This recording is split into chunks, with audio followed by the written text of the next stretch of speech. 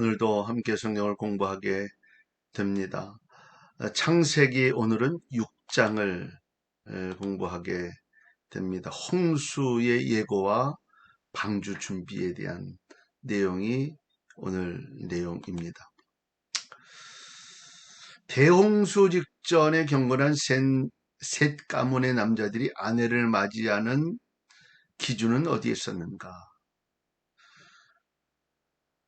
가인, 아벨, 셋. 그러니까 아벨을 가인이 죽이고 나서 하나님이 가문을 연결하게 할 수 있는 이 셋을 태어나게 하셨죠. 셋의 남자들은 그들과 동일한 영적인 혈족을 찾는 대신 감각적인 눈으로 육체적인 아름다움을 지닌 여자를 아내로 맞아들였다. 처음에는 괜찮았는데 나중에는 이렇게 변하게 되어지는 거죠. 가인의 우선은 불경건하고 인간 중심의 문명 발달에 추종했는데 셋의 후손들은 어떻게 했다고요? 하나님께 순종을 하면서 하나님과 교제하기를 즐거워하고 은혜 안에 살았다는 거죠. 그런데 인구가 증가함에 따라서 셋의 후손 중에도 도덕적인 수준이 낮아지기 시작했고 그 배우자를 선택할 때 육체적인 매력을 우선으로 삼키고 예쁜 사람 뭐 이런 거 잘생긴 사람 뭐 이런 거에 관심을 갖게 됐다는 거죠. 문제는 뭐냐? 이 육체의 아름다움을 가진 그 자체가 죄악시된 것이 아니라 아름다운 육체만을 소유하려는 욕망찬 인간의 눈이 하나님을 거슬리겠다. 육체에 대한 욕망은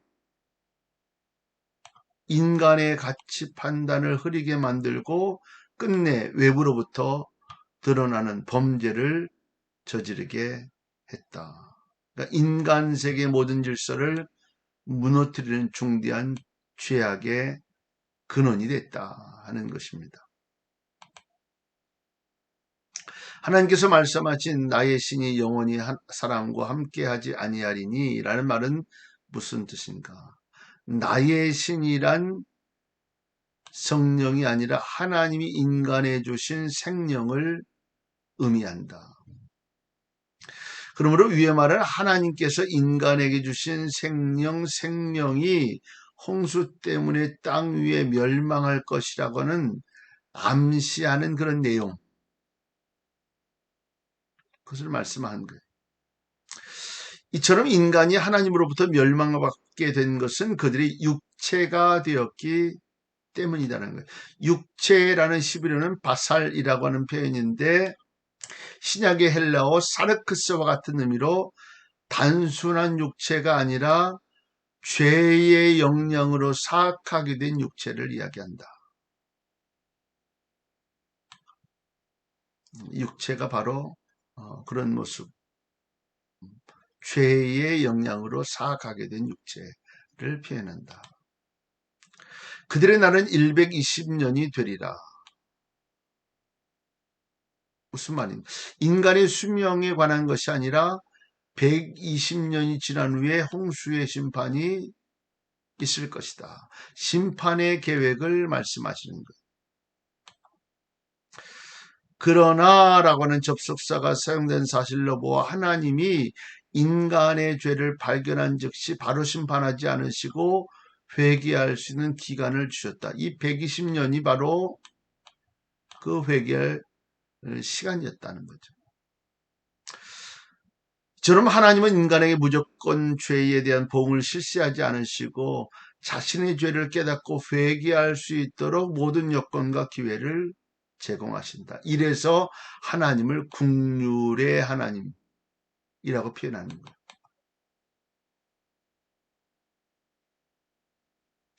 이 120년 사건이 방주를 짓는 시간과도 동일합니다.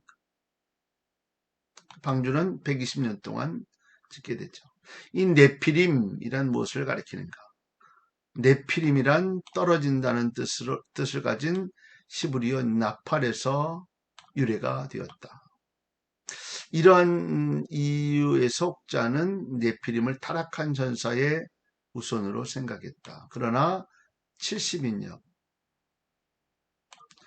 이 말을 심세고 위험 있는 사람이란 뜻을 가진 기간테스로 번역하면서 네피림이란 말이 천사와 인간 사이의 혼혈족이 아니라 네피림이라고 불렸던 사람들의 신체적 특징을 묘사한 이름이다. 이렇게 내용을 소개하고 있습니다. 천사들은 영적인 존재이기 때문에 육체를 소유하지 않기 때문에 결혼이나 성적인 접촉을 할 수 없다는 거죠.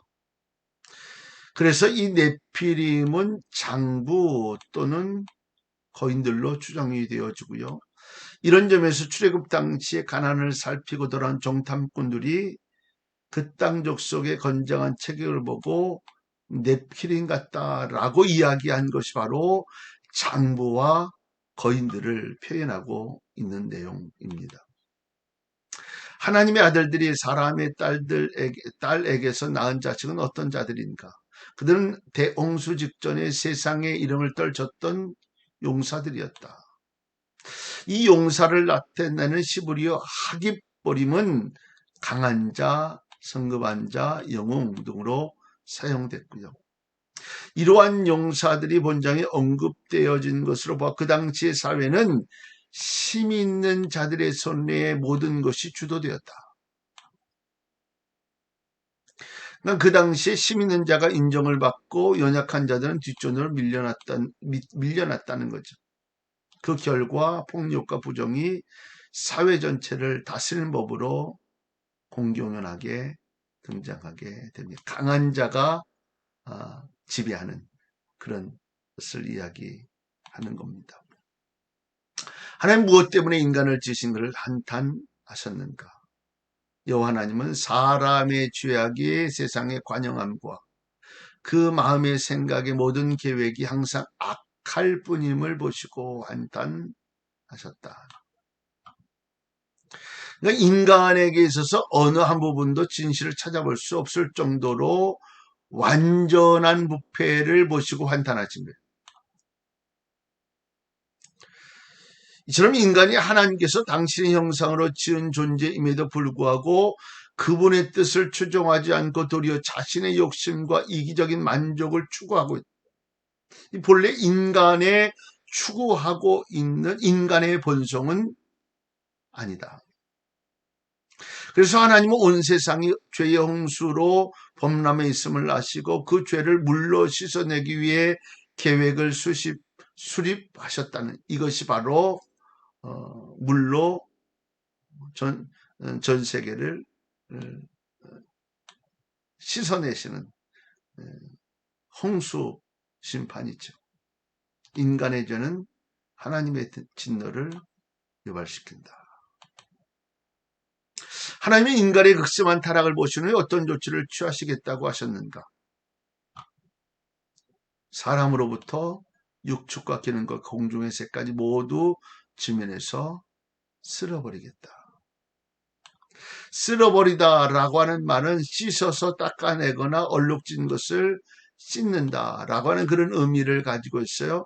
이것은 홍수의 심판을 암시하는 것. 그런데 특이한 사실이 있어요. 그것은 뭐냐면 인간의 죄가 단순히 인간 자신만이 심판받는 것으로 끝나지 않고 인간의 지배하에 있는 모든 동물에까지라도 미쳤다는 거죠. 그러니까 인간의 죄악이 얼마나 무서운가를 알 수 있어요. 이것은 모든 사물이 인간을 위하여 창조되었다는 것과 자연계에 대하여 인간이 갖는 주권에 관한 확인과 더불어 자연계가 인간에게 갖는 의존성을 분명히 밝혀주고 있는 내용이기도 합니다. 노아가 여호와께 은혜를 입었다는 말은 무슨 뜻인가? 구약성경에 은혜를 의미하는 말이 세 가지가 나오는데 횡이라는 숙이다 라고 하는 뜻을 가지고 있고 굽히다 하는 뜻을 가지고 있습니다. 그러니까 높은 자가 낮은 자에게 값없이 그리고 겸손하게 베푸는 사랑을 뜻하는 말로 성경에서는 처음으로 이곳에 사용됩니다. 이 은혜는 때로 구속적인 의미로 사용되기도 합니다. 두 번째는 라하밈이라고 하는 죄를 사한다는 의미에서의 사용된 단어. 마지막으로는 헤세드라고 하는 단어인데요. 은혜라고 하는 표현이 하나님의 본질이 사랑과 긍휼인 동시에 공의, 이심을 나타내는 말이다.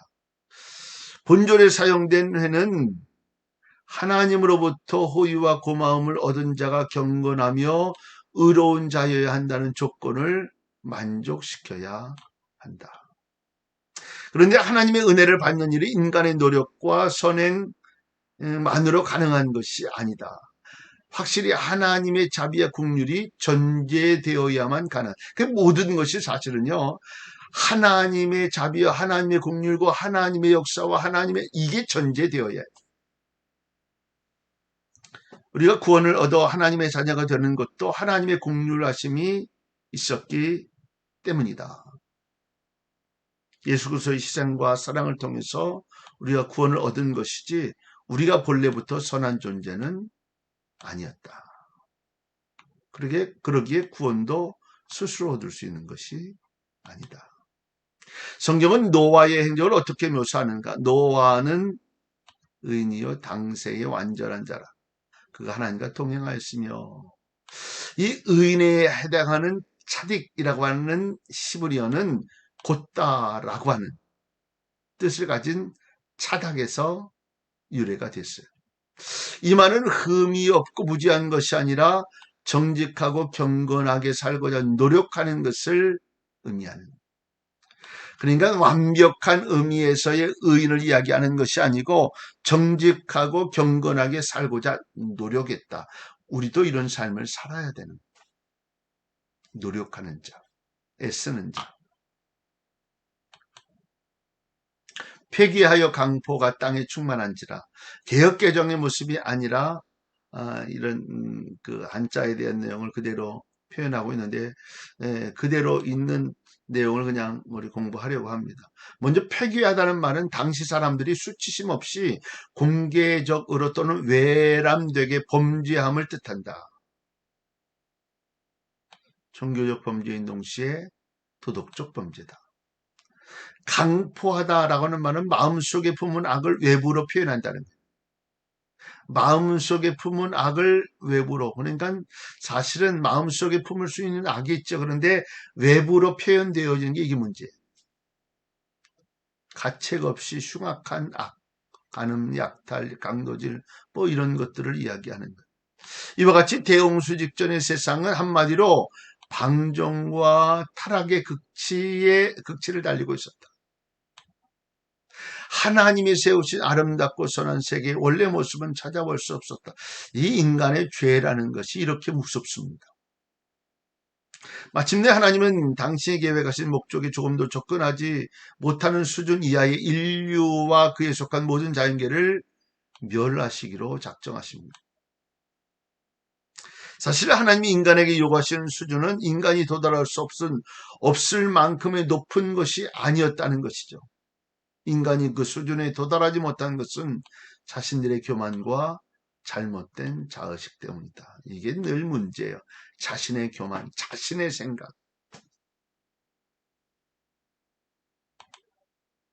하나님께서는 노아에게 세상을 물로 심판하시려는 계획과 함께 또 무엇을 계시하셨는가?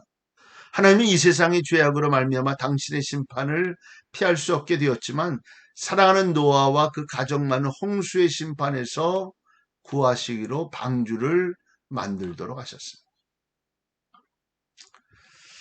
방주는 통상적으로 우리 이해할 수 있는 배가 아니었다는 거예요. 항해용 배가 아니었다는 거죠.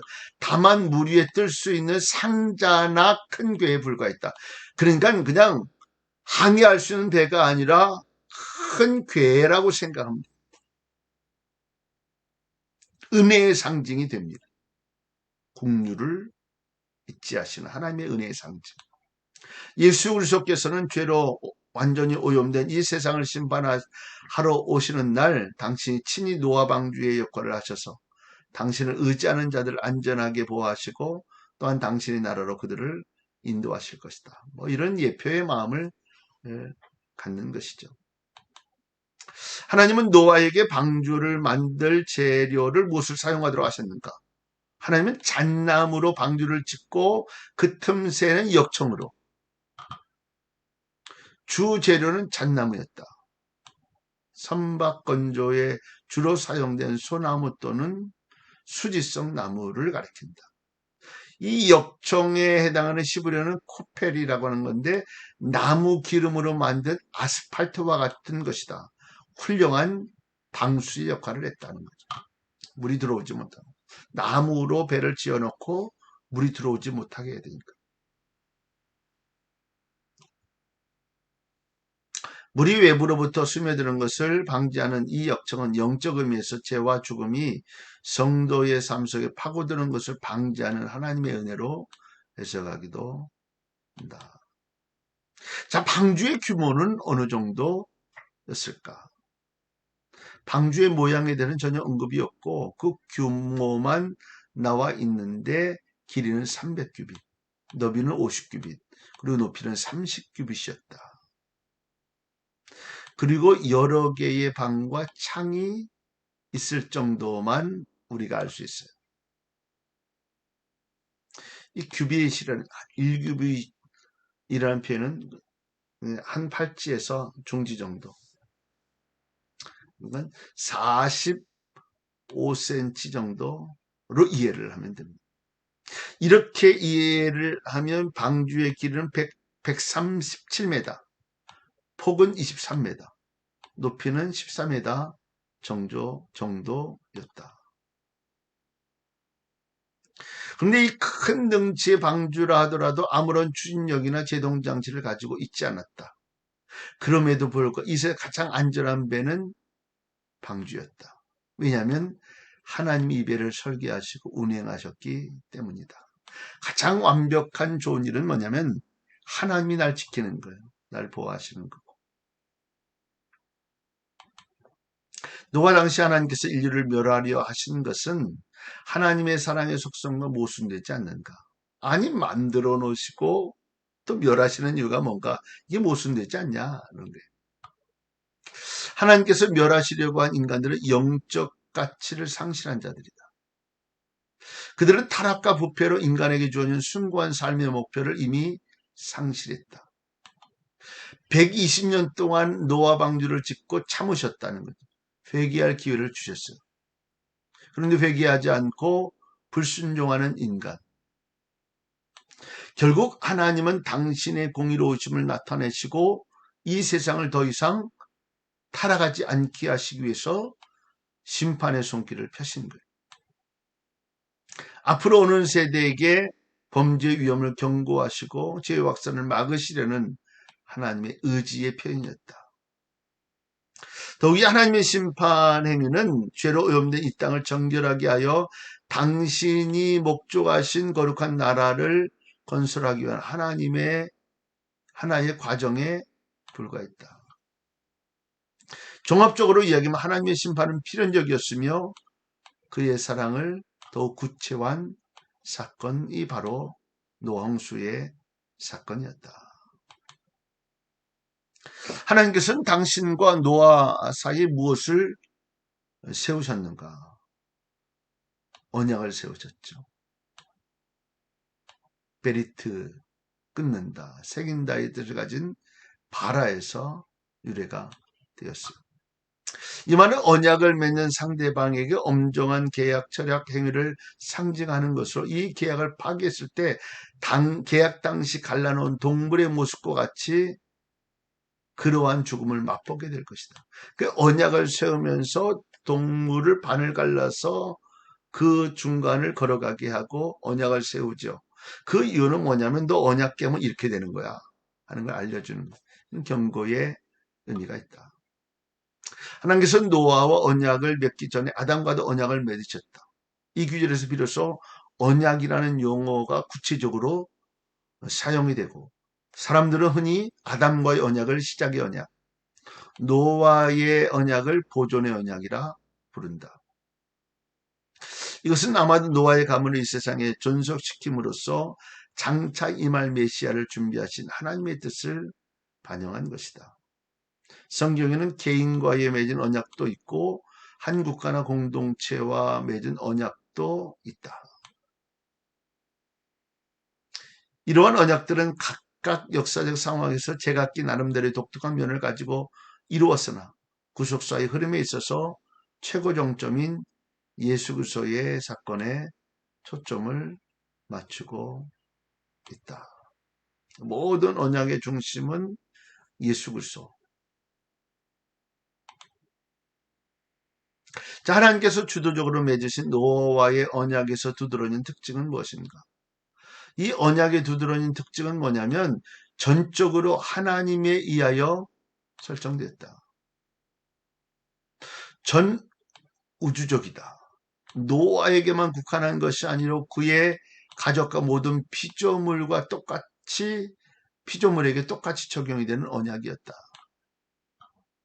이 언약의 모습은 무조건적이었고 유효성이 영원했다. 그러면서 하나님 무지개에다 새로운 의미를 부여하심으로 언약을 인치셨다. 대표성을 이야기하는 한 아담 한 사람이 타락으로 온 인류와 피조물의 전체가 저주를 받은 것처럼 노아 한 사람과의 언약을 수행함으로 다른 생명들이 구원받게 되는 대표적인 원리도 적용시키고 있다. 이와 같이 예수 그리스도는 한 분이 단 한 번 죽으신 모든 인류가 속죄함을 받은 경우에서 절정을 이루게 된다. 노아는 하나님께서 자기에게 명령하신 것들에 대해 어떻게 반응하는가? 명령하신 대로 다 준행하죠.